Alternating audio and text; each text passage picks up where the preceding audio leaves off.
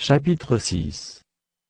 Que tous ceux qui sont sous le joug de la servitude, regardent leur maître comme digne de tout honneur, afin que le nom de Dieu et la doctrine ne soient pas blasphémés.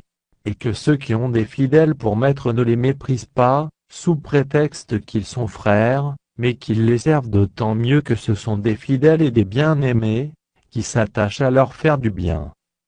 Enseigne ces choses et recommande-les.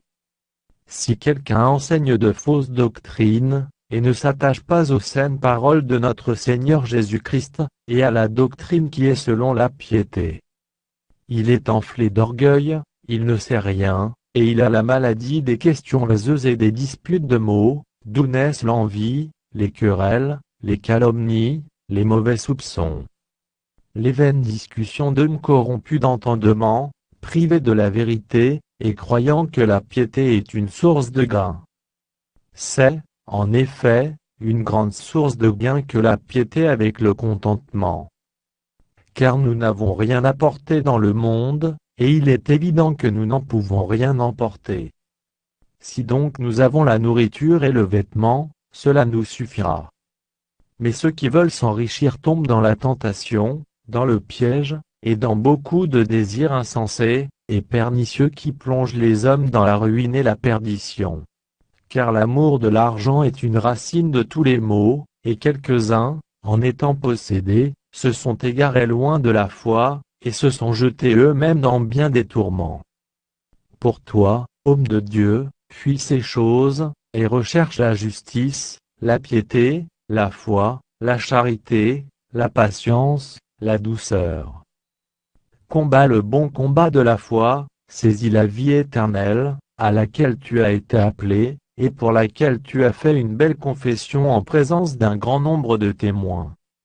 Je te recommande, devant Dieu qui donne la vie à toutes choses, et devant Jésus-Christ, qui fit une belle confession devant Ponce Pilate, de garder le commandement, et de vivre sans tache, sans reproche, jusqu'à l'apparition de notre Seigneur Jésus-Christ, que manifestera en son temps, le bienheureux et seul souverain, le roi des rois, et le Seigneur des seigneurs, qui seul possède l'immortalité, qui habite une lumière inaccessible, que nul homme n'a vue ni ne peut voir, à qui appartiennent l'honneur et la puissance éternelle. Amen. Recommande aux riches du présent siècle de ne pas être orgueilleux, et de ne pas mettre leur espérance dans des richesses incertaines, mais de la mettre en Dieu, qui nous donne avec abondance toutes choses pour que nous en jouissions. Recommande-leur de faire du bien, d'être riches en bonnes œuvres, d'avoir de la libéralité, de la générosité, et de s'amasser ainsi pour l'avenir, un trésor placé sur un fondement solide, afin de saisir la vie véritable. Ô Timothée, garde le dépôt, en évitant les discours vains et profanes, et les disputes de la fausse science, dont font profession quelques-uns, qui se sont ainsi détournés de la foi. Que la grâce soit avec vous.